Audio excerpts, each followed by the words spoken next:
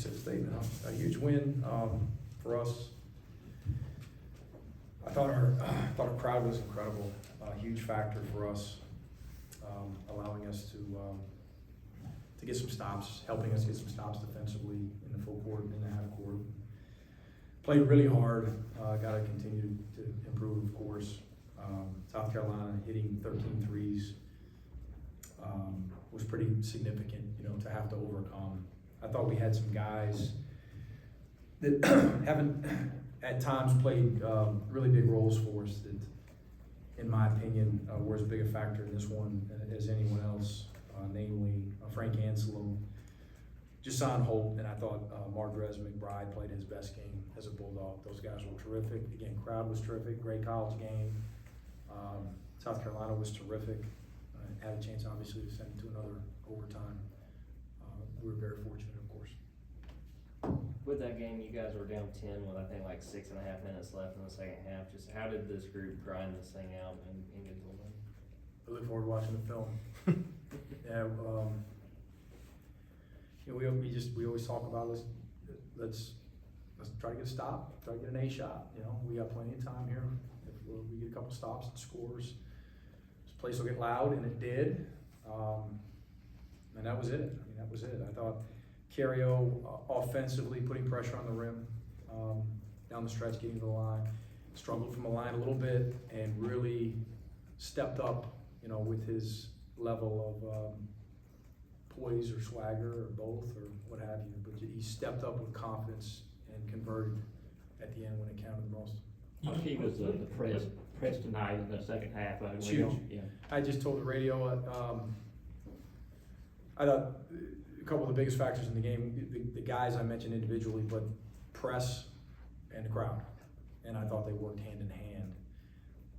When we got in press and it got really loud, it helps you, with your press or your half-court defense, which resulted in more pressure in the half-court. South Carolina's trying to run their offense, and it's really, really loud, and it's a little bit harder to communicate. We experienced that on the road in this league consistently, and this was a tough environment to play in if you're the opposition. And I'm very thankful to our fans that made it out, and hopefully we can continue to do that, continue to improve there. And I thought, we talked about crowd a lot. I thought our pressure in the full court was definitely a factor, led by Jason Holt at the point of it. Another factor was down the stretch. It seemed like we pressed for the last 10 minutes of the game, I'm guessing, and 5 minutes. So for 15 minutes, we made pretty good decisions. It was 5 guys in a stance, and I thought we played really, really hard, and we didn't foul. Our foul discipline was pretty strong as well. You mentioned Carrio there. He was held scoreless in the first half, ends up being the only scorer for y'all in overtime. Did you have a message for him at halftime? No. Didn't. In fact, thought about not starting him in the second half as a staff, and we're really fortunate. He's a guy that his confidence never wavers. He's unique in that regard. He did the same thing at Ole Miss, where he appears to not be quite as engaged as you think offensively, or maybe not quite as confident, and boom, he's hit 3 shots in a row or drawn some fouls. So credit him and his mental toughness, because he was huge for us offensively. We rode him offensively down the stretch. He was terrific. Carrie? Yeah, Speaking of confidence, players said that your message going into overtime was you're built for this. How important do you believe that your team being able to pull out will help them believe that? Well, we've really, all year, most of our wins, outside of a few inferior opponents, which is part of all of our scheduling here in our league, have been grinded out games, that hadn't been overly pretty. It's just kind of our identity with this team, of course, and we've got a bunch of guys that play hard, and we've got to play that way, to have a chance. And I thought we played the last 15 minutes of the game. I don't know if we could have played any harder. Again, I like to thank our crowd because they were a factor. And our guys, if we hadn't won a few of the really close ones to this point, especially at home, I'm not sure that we come away with this one. Because it was early second half, it was pretty bleak for us. Terry and Cario didn't have any points in that first half. Mhm. Did you see anything that South Carolina was doing that kind of prevented them from getting involved? And sort of along those lines, how big was Drez scoring 12 in that first Huge. half?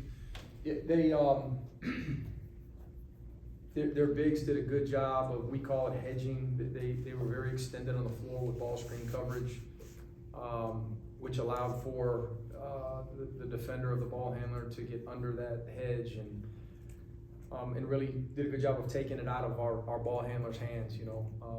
We tried to get Terry and Cario freed up a few times, and they made the right decisions for the most part. We had a lot more turnover on the right lane by one of those guys early first half. But Terry not having scored in the first half didn't bother me overly. He's a guy that we've continued to challenge. We'll continue to challenge to let it come to him. In fact, he took a real tough one and owned it immediately. And I was proud of his poise and his decisions tonight. Him allowing the game to come to him and not taking 3 or 4 really tough ones in the first half results in some of these other guys getting open shots like Mark Reyes. He played a pretty good floor game. GG held to 6 points in the second half and overtime after 12 in the first. Mm-hmm. Looked like Juice was on him for most of the night. What impressed you most about his defensive effort, and what went into the decision to start him? He's a tough kid with a high level motor, and he just plays every day. That's what we see every day. He gets on the offensive glass too late in the game with. It was a huge play for us. He gets 5 steals. That's the type of effort that it takes. We've got to get to the point where we've got multiple guys that play that hard, that consistently. But he's got a chance to be a really good defensive player, and he's a developing offensive player. The second part of your question. What went into the decision to start him? To start him. Our last home game, I didn't like our defensive energy from the tip, and probably should have subbed a little bit more aggressively in that one. You always look at yourself in the mirror, and I wanted to get off to a really good start defensively. We didn't necessarily get off to a great start defensively, but that said, every minute he played, I thought he played really hard. Mike, Braylon Bridges was a guy that pretty big contributor. In Yeah. the past. Where's he at, and what's happening with his minutes right now? It'll be game to game with all these guys. Braylon's happy we won, and he struggled a little bit offensively. We got really ball screen heavy, and Frank was doing a good job of sprinting the ball screen and separating from their bigs and getting to the rim, and on some of those dives, caught some lobs. Frank was really good on the offensive glass, was in a good rhythm defensively, and it was one of those, especially as you're crawling back in it. And this group's got 4 or 5 stops in a row. Frank's got great wind too. He's a guy that doesn't get as tired as most guys on our team. And so we just continued to ride him and provide him those minutes because he earned them. But it's nothing down on Braylon. In fact, I thought Braylon defensively, when he was in the game early, played very hard. You opened by saying this is a huge win. Yeah. It puts you at 4-4 in the league at a time where it doesn't appear the middle of the league is very deep. That seems to be kind of lopsided top and bottom. What have you learned about your team? Where do you think you stand in the conference at this time? Oh, I'm not very worried about the rest of the conference. I'm not. 4-4 is a lot better than the alternative, obviously. We've gotten better throughout the year. We still have room for improvement. What have I learned? We got some fighters. We're pretty connected. We got a healthy locker room. We got guys that like each other, and we're a resilient group that's found a way to win some close games. Hopefully, we can keep a bunch more close and maybe steal a few. But this group too will be ready to work on Monday. NCAA mandated day off tomorrow, and we'll get in there Monday afternoon, and we'll try to get a little bit better. 2 more questions? As you mentioned, all of your team before the game, it's been 6 years since Georgia beaten. Yeah, we did. I'm not really big into that type stuff, but I thought it might give our guys a little bit of added motivation. We talked about it at shoot around. I guess it was 12 straight, you know. That's pretty cool for our fans, I guess, you know.